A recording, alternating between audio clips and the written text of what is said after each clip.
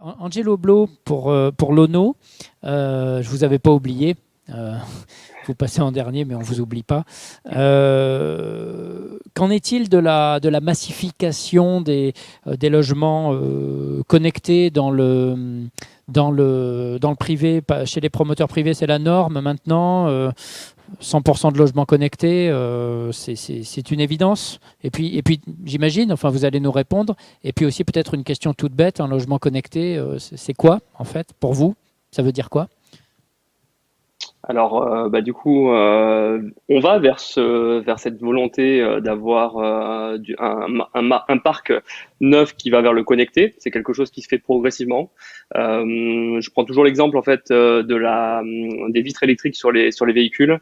C'est intéressant de comprendre qu'au début, tout le monde avait la fameuse manivelle et au fur et à mesure, on a vu arriver sur des modèles haut de gamme d'abord pour une volonté de différenciation les vitres électriques et au fur et à mesure que le marché a évolué, du coup, ces fonctionnalités se sont retrouvées progressivement sur l'ensemble du parc de véhicules. Et aujourd'hui, on ne considère plus acheter finalement un véhicule si on n'a pas à minima cette option.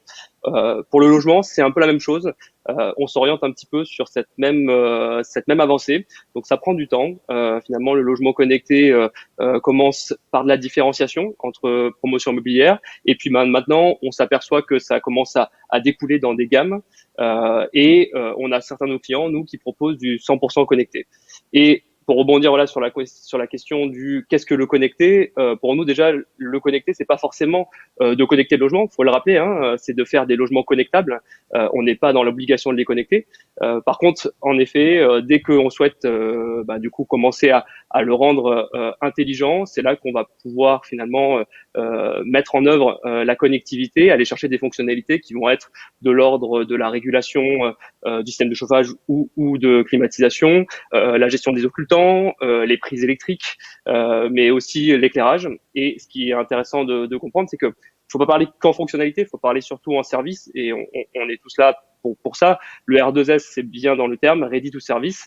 Finalement, aujourd'hui, on vend pas de la fonctionnalité pour la fonctionnalité, mais on vend bien finalement la possibilité, voilà, de pouvoir automatiser certaines tâches, mais aussi d'y greffer certains services extérieurs. Donc nous, on aime bien parler, en fait, voilà, quand on met un thermostat intelligent, quand on met des prises connectées, quand on met un éco-compteur connecté, on aime bien aussi parler du fournisseur d'énergie qui va aller derrière. Aujourd'hui, on s'aperçoit qu'il y en a de plus en plus, et ce qui est intéressant, c'est de voir un petit peu comment ils proposent leur offre, une offre plus écologique, une offre finalement basée sur des heures creuses, des heures pleines, mais qui évolue au fur et à mesure de la journée. Et finalement, interconnecter son logement à ces systèmes-là, ces fournisseurs de services, va permettre finalement d'aller chercher des économies d'énergie. Donc du coup, on peut appliquer ça à l'ensemble des fonctionnalités qu'on propose au sein des logements.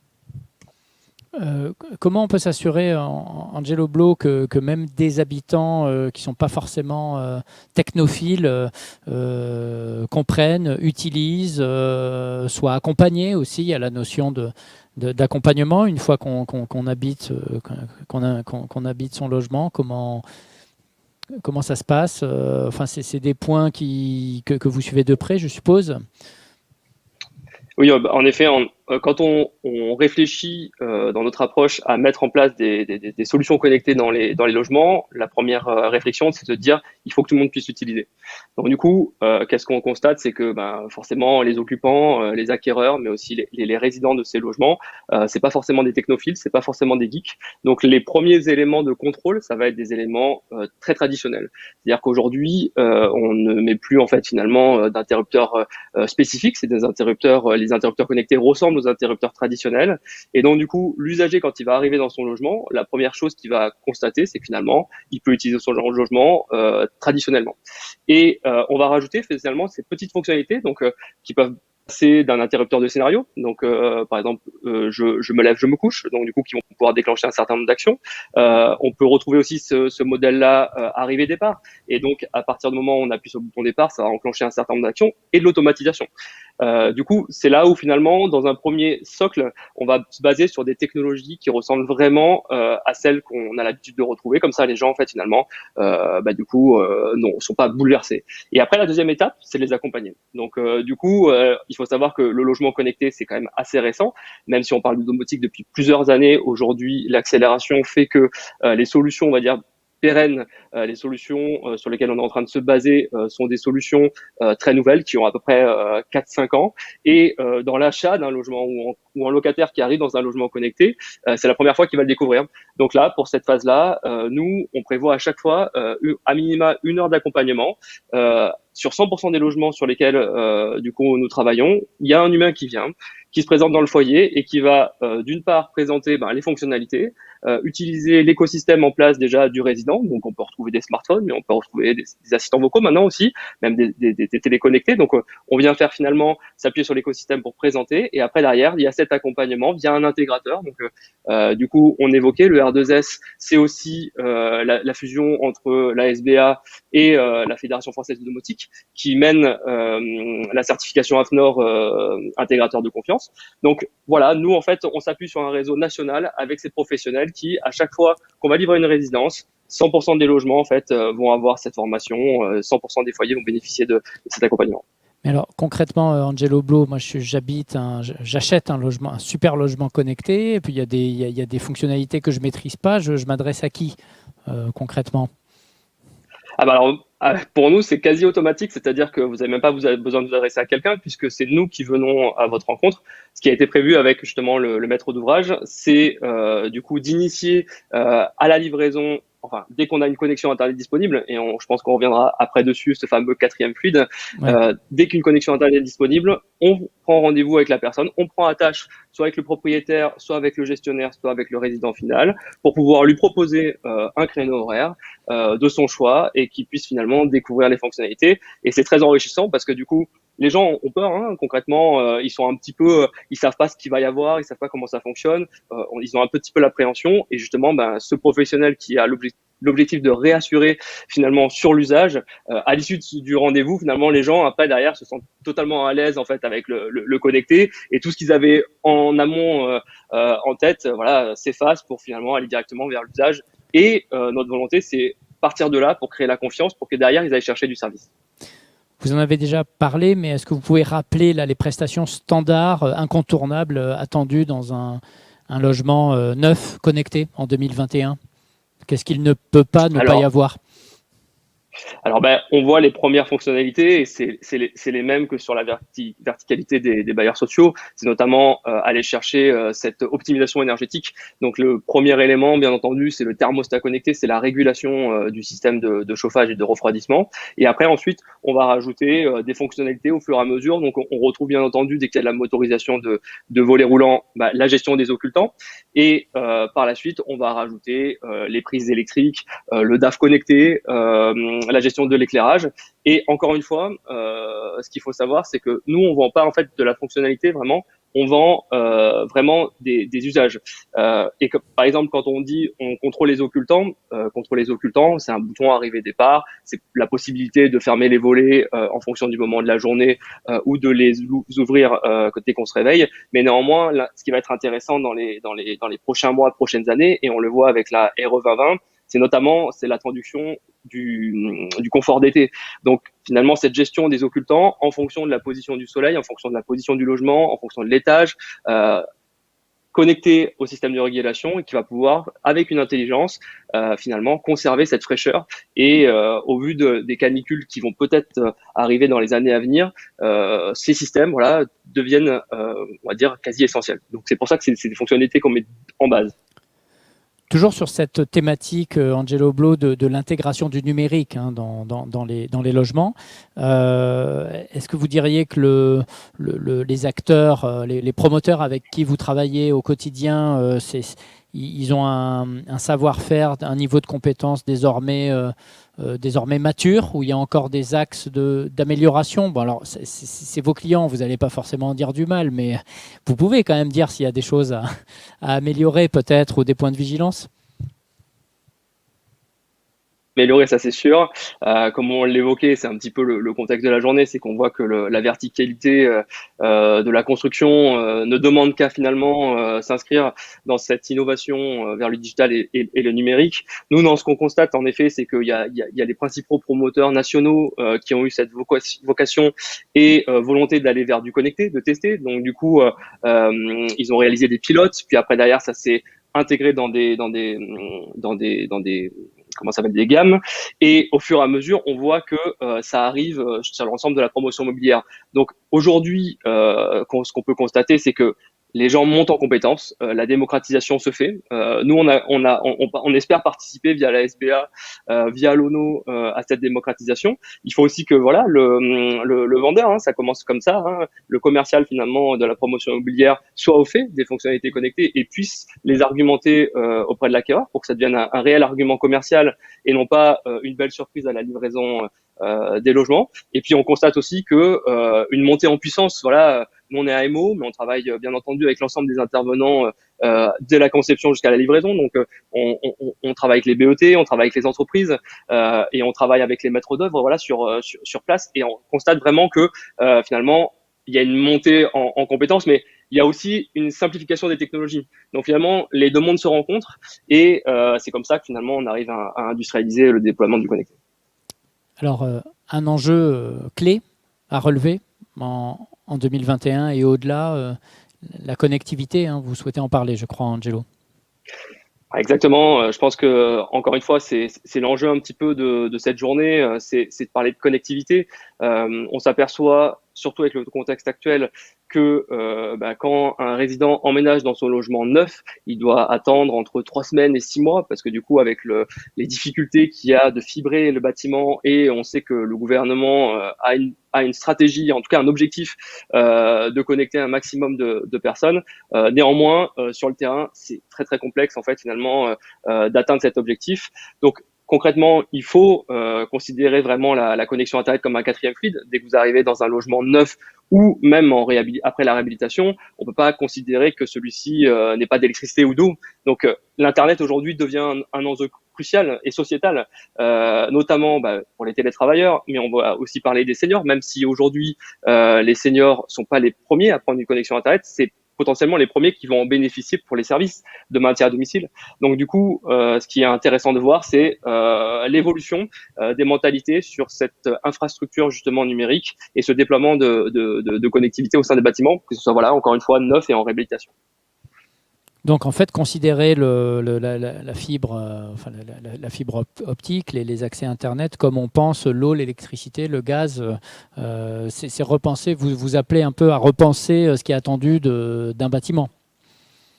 Exactement. C'est-à-dire que du coup, nous, on était en première ligne hein, par rapport à ce qu'on pouvait appeler la domotique, donc les fonctionnalités connectées. On pouvait pas intervenir finalement chez les gens pour leur présenter comment ça fonctionne concrètement si on n'avait pas une connexion Internet. Et du coup, on s'aperçoit encore plus, du coup, après le confinement, l'explosion de la demande de fibres, la nécessité des gens à rester chez eux et donc du coup d'avoir une connexion de qualité pour pouvoir travailler. C'est aussi essentiel, voilà, pour faire fonctionner les services aujourd'hui. Des bâtiments, des remontées, voilà, des consommations énergétiques, de la production énergétique, des diverses fonctionnalités qu'on va pouvoir retrouver dans les parties communes, le visiophone, l'ascenseur, bientôt les boîtes à colis, les espaces partagés, etc. Donc finalement, il faut cette connectivité et il est essentiel, voilà, de la penser dès la conception. Et même si on sait qu'on n'a pas forcément 100% des logements qui pourront être fibrés parce que ça nécessite d'importants travaux de voirie à la livraison, on peut aussi s'appuyer sur d'autres technologies. Voilà, aujourd'hui on a 4G, 5G, donc on peut aussi agréger différentes technologies pour que au moins dès l'arrivée dans le logement, à la remise des clés, la personne en tout cas puisse avoir une connexion Internet et faire fonctionner déjà ses services. Ce qui est donc pas toujours le cas, on l'a bien compris. C'est voilà. Absolument pas le cas. La crise sanitaire, depuis un an déjà, retarde-t-elle, accélère-t-elle le mouvement des logements connectés? Vous y avez un peu répondu. Alors, ça pourrait peut-être accélérer, non? Alors du coup, on a eu un impact fort qui était forcément celui de l'instruction des permis de construire. Donc là, je pense que tous les promoteurs peuvent en parler, notamment puisque le contexte sanitaire est arrivé en même temps que les élections. Mais néanmoins, ce qu'on a pu constater avec la reprise, bien entendu, à partir de septembre, c'est quand même cette volonté d'aller et de conserver cette vision d'aller vers le connecté et le bâtiment et le logement connecté, parce qu'encore une fois, ça peut répondre à certains cas d'usage qui nécessitent moins de contact avec certains équipements, certains éléments qui souhaitent plus informer. Donc aujourd'hui, et on le voit aussi dans les projets initiés dans les différentes municipalités, et notamment Sermcité, du coup une volonté de communiquer aussi avec les administrés. Et donc le connecté finalement vient finalement permettre ce nouveau média, donc rajouter un écran intelligent dans les logements ou dans les parties communes, permet finalement d'annoncer certaines choses pour les personnes qui seraient déconnectées, qui n'auraient pas forcément vocation à avoir un smartphone, à être toujours à avoir la télévision, etc. Ça permettrait de pouvoir toucher 100% des gens. Et alors, où placer le curseur, hein, on posait cette question, on abordait cette question avec Alain Braun pour le BIM, la maquette numérique, maintenance, exploitation d'ACM Habitat. Vous, Angelo Oblo, vous qui êtes un professionnel justement de ces solutions connectées dans les logements, est-ce que votre logement, est-ce qu'il est ultra connecté ou pas forcément? Alors le logement peut être ultra connecté, mais la personne moins. C'est-à-dire que du coup, j'utilise en fait on a pu constater, c'est que au fur et à mesure du CES, l'évolution du CES, et ce matin il y a eu un débrief assez intéressant, c'est que plus on avance, moins on a de gadgets. Parce qu'en fait, il y a ce retour en arrière de à quoi ça sert d'être ultra connecté si derrière finalement ça nous apporte pas une vraie valeur, un vrai usage. Aujourd'hui, si l'interrupteur connecté consomme plus que ce qu'il rapporte, finalement, il n'y a aucun intérêt. Donc concrètement, nous on veut pas aller vers cette gourmandise du connecté, on veut juste installer des produits et du coup on a les mêmes volontés que les bailleurs sociaux, c'est-à-dire qu'il y a des produits qui se pérennisent dans le temps. Donc on veut pas aller vers cette obsolescence programmée. C'est pour ça qu'on vise des fonctionnalités, nous, d'une part, qui vont se mettre dans le bâti et qui ont vocation à rester 10, 15, 20 ans sur les mêmes technologies. Et après, de l'autre côté, c'est qu'il faut se dire que comme je le disais, l'important c'est de faire des logements connectables. À un moment de notre vie ou dans la vie de notre foyer, on va pas forcément avoir besoin d'être ultra connecté, mais l'important c'est que dès qu'on va avoir une personne qui va du coup arriver, qui va avoir besoin finalement de cette connectivité, maintien à domicile, encore une fois, c'est vraiment le cœur du sujet. Il faut construire des logements qui sont prêts pour demain pour le maintien à domicile. Et du coup là on va pouvoir finalement les connecter.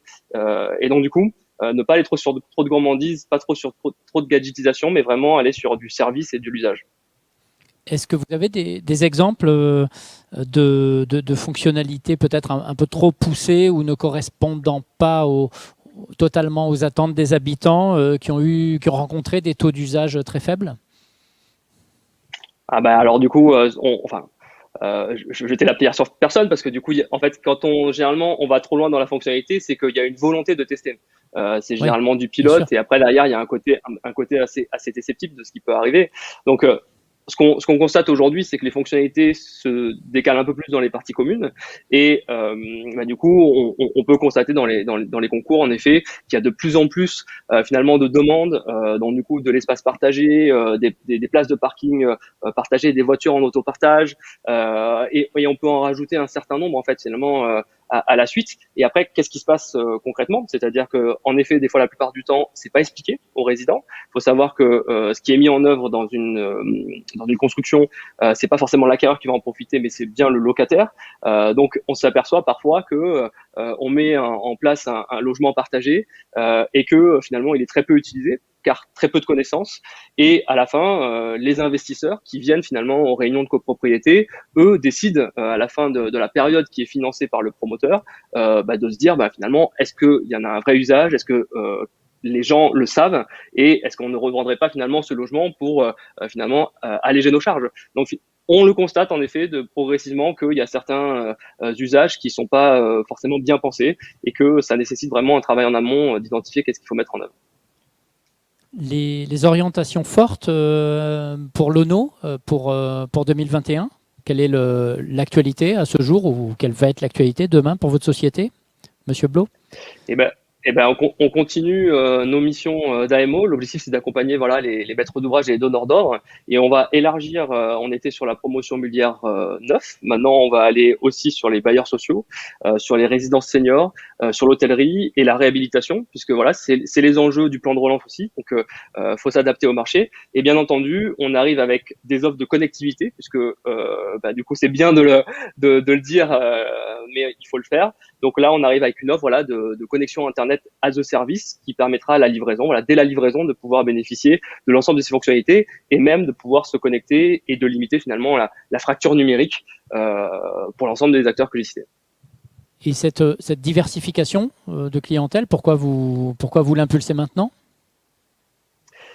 Et ben parce que le contexte a fait que il y a dû avoir une vraie réflexion hein, quand on constate en effet que du coup l'instruction des permis de construire se réduit et qu'on constate d'un autre côté qu'il faut réhabiliter aussi les logements, que les stratégies évoluent aussi en termes d'aménagement. Et ben on s'adapte aussi et on attendait le bon moment aussi parce que du coup il fallait beaucoup apprendre et le neuf ça nous permet finalement d'apprendre très bien puisqu'on intervient vraiment sur toutes les étapes et en amont hein, vraiment la conception. Là, sur la réhabilitation, c'est encore plus intéressant puisque du coup, on va pouvoir s'appuyer sur les aides de l'État et vraiment aller sur quelque chose de nouveau pour nous, hein, des nouvelles technologies, des nouvelles solutions, mais dans un objectif voilà, d'être économique. Donc concrètement, c'est pour ça qu'on va vraiment sur la connectivité et sur démultiplier les verticalités sur lesquelles on intervient.